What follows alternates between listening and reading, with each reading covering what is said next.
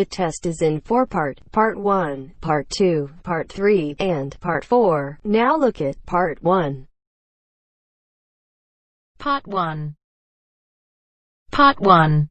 You will hear part of a telephone conversation between a job seeker and a recruitment agent. First, you have some time to look at questions 1 to 6.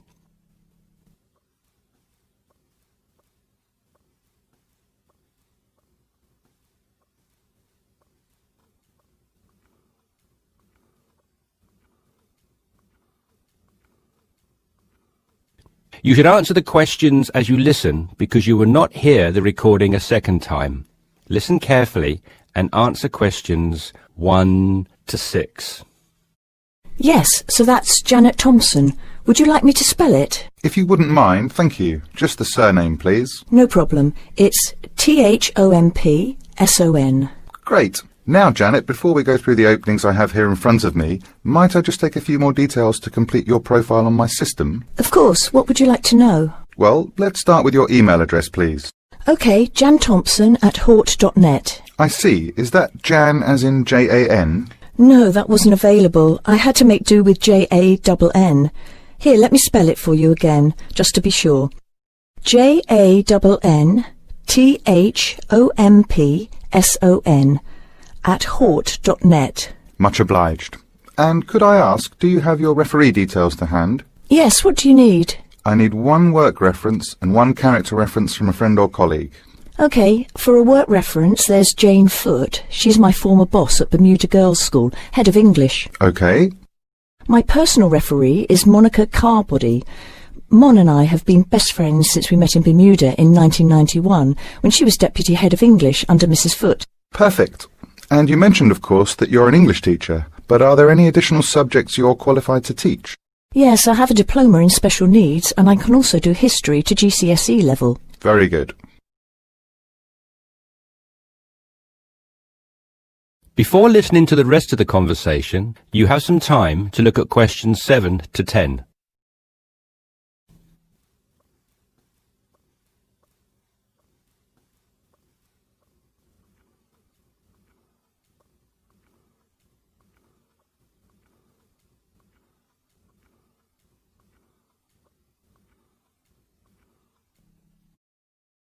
Now listen and answer questions 7 to 10. Do you think I stand a good chance of finding something? Oh, better than good. In fact, we have some positions we can offer you today. You see, it's not so difficult to find a temporary role. Tell you the truth, there are plenty of them around, but getting a permanent position will prove a little more trying, though. Would you be prepared to take up a position short-term? Of course, anything that pays. Excellent. Well, there are 3 positions that I can offer you right now. The first is a teacher of English in LaSalle School. I'm sure you know it, right in the city centre. Yes, near where I live, actually. Even better. Well, it's a 6-month contract, and the very attractive thing about this role is that the head of English at LaSalle will, if she's satisfied with your performance after 6 months, offer to make you a permanent member of staff. Wow, that's food for thought. It certainly is, bearing in mind what I said before about how hard it is to find a permanent role. The second position I have to offer you is in a school near Chelsea. It's called the Chelsea Free School. Are you familiar? I can't say that I've heard of it. Well, this contract is for 1 year, which is a lot better, looking at it from a short-term job security perspective, than the first role I mentioned. But you also have to realise that you are a temporary replacement for a female teacher who has taken maternity leave. There is no prospect of the position being made permanent. I see. I have one other vacancy at the minute, though I doubt you'll find it quite so appealing. It's situated in rural Cambridgeshire. I'll spell that just in case you want to take it down. CAMBRIDGESHIRE.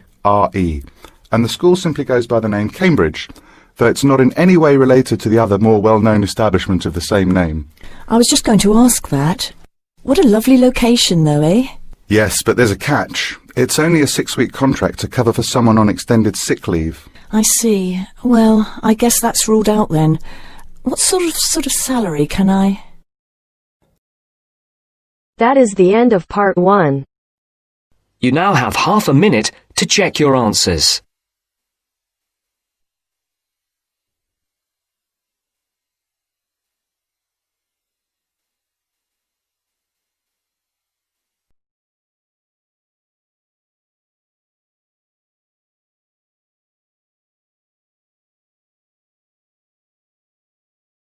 Now turns to Part 2. Part 2. You will hear a telephone conversation about a job vacancy. First, you have some time to look at questions 11 to 15.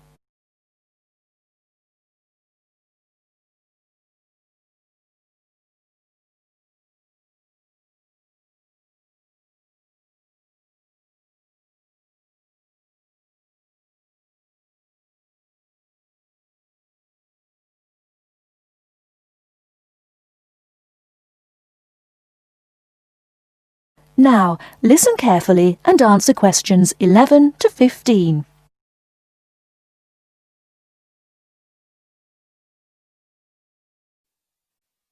Hello, Top Job Employment Agency. Ellen Sykes speaking. How can I help you? Good morning.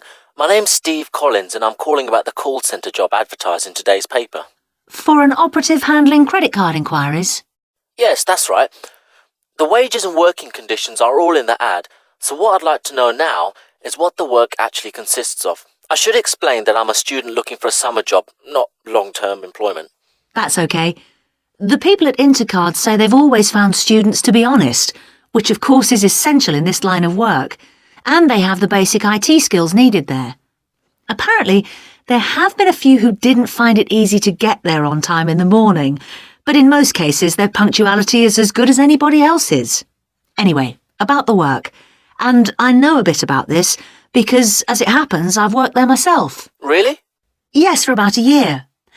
You'd find that most callers would be people wanting to check the balance on their cards, query payments made and so on. And from those who've had their card stolen? No, they ring another number for that, an emergency line. People also call that number if they lose their cards. And what are most callers like? I mean, what kind of people are they? All sorts, really. All ages, every kind of background. Though one definite trend is the change in the number of women. Nowadays they make up around 55% of the total, whereas years ago there used to be a majority of men calling. At one time, I heard, as many as 3/4 of all credit cards were actually held by men, but that must have been long before I was there. It's certainly different now. So to do this job, what sort of experience do I need? None, really. Have you got a credit card yourself? Yes, I have. Then you probably know quite a bit about them already. And as a student, you're obviously intelligent, which of course you need to be for the job. So after a day or so working with an experienced operative, I'm sure you'll have picked up enough to deal with routine inquiries, which of course most of them are. But there are bound to be questions I can't deal with, at least at first. What happens then? In that case, you can ask a supervisor. They're very helpful to new staff. I think I like the sound of this. What do I do next?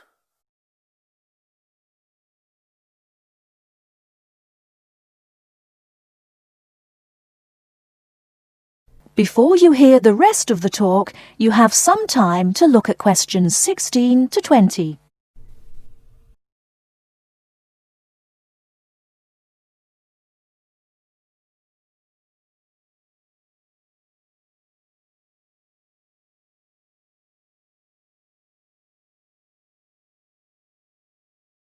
Now listen and answer questions 16 to 20. Can you get over there for 9:45 on Monday morning for an interview? Definitely, yes. Whereabouts are they? In Riverside Business Park. Do you know it? Yes, I've been there once. How do you usually travel? By bus. Right. So you take either the 136 or 137 to the bus station, and when you come out of there, you turn right. Along Orchard Road, that is. The road from the railway station? Yes, that's right. You go past the petrol station next to the car dealers, then carry on down the road. Do I take the first left at the main car park? Well, you could do that, and walk up Newfield Avenue alongside the shopping centre, but it's a long way round. I'd suggest continuing along Orchard Road with the water company and then the insurance offices on your right. They used to be local government offices, by the way. Yes, I remember those. And you keep going until you reach the advertising agency. Now, facing that is a small road called Cherry Lane. There's a newspaper office on the corner, and opposite that is a big hotel, so you can't miss it. And how far down that road is it? Well, they aren't actually in Cherry Lane. You walk as far as the next junction and turn right into Almond Drive at the mail centre. Intercard is in the third building on the right between the airline offices and the shipping company. Fine. I'll be there on Monday. Thanks very much. Bye. Good luck. Bye.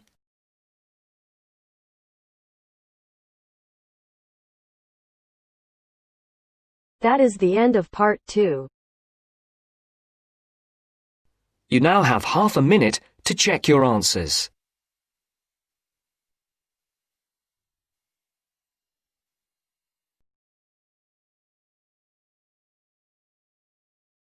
Now turns to part 3. Part 3. You'll hear 2 university students discussing a social science lecture they attended. First, you have some time to look at questions 21 to 24.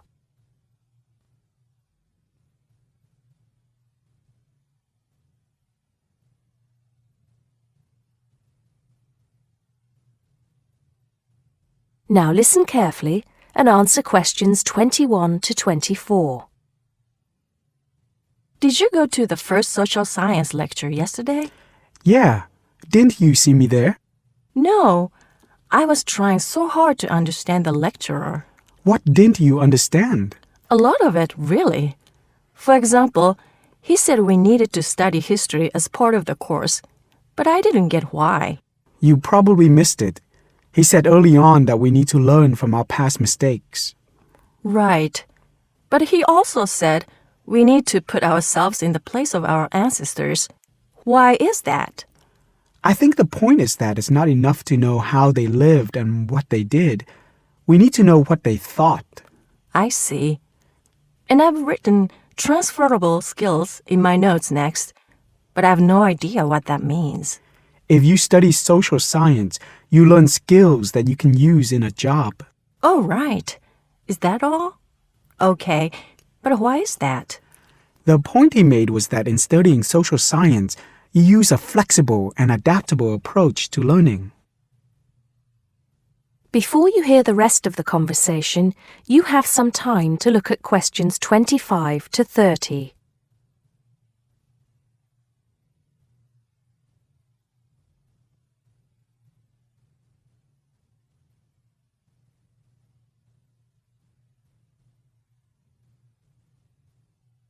Now listen and answer questions 25 to 30.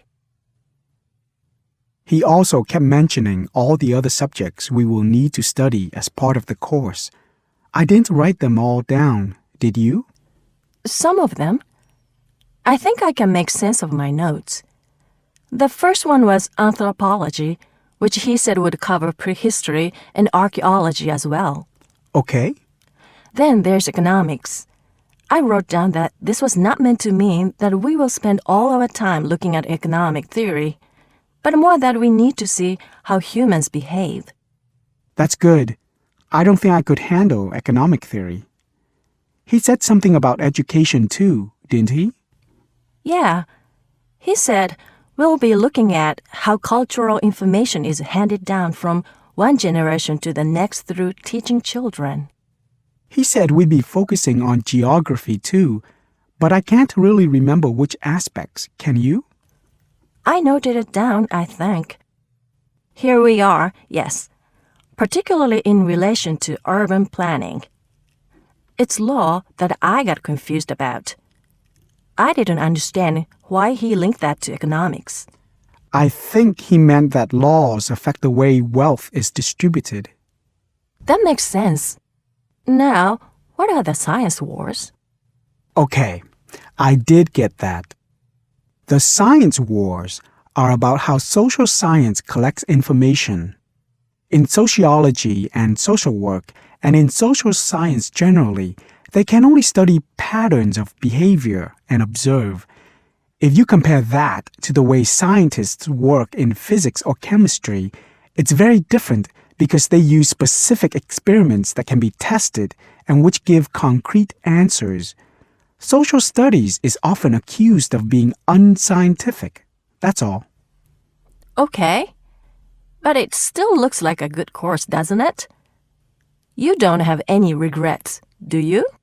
None at all. I'm looking forward to it.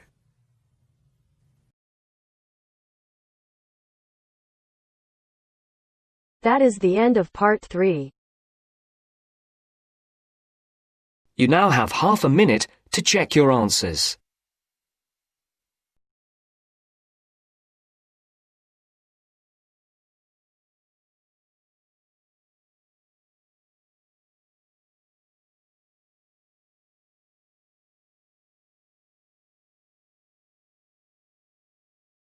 Now turns to part 4. Part 4. Listen to the last part of the lecture. As you listen, complete the notes below. First, you have some time to look at questions 31 to 40.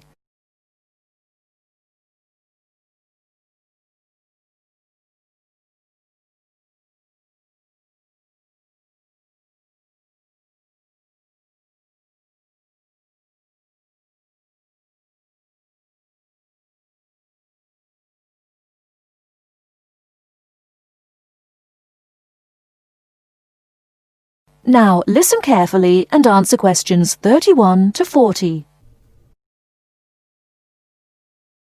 Last time I said that a lot of Irish people left the country and went to England, America and many other foreign countries. Today I'd like to talk about the emigration. The effects of immigration were not all bad.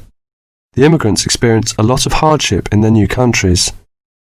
There is a famous story about a park in Shanghai, where Chinese and dogs were not allowed.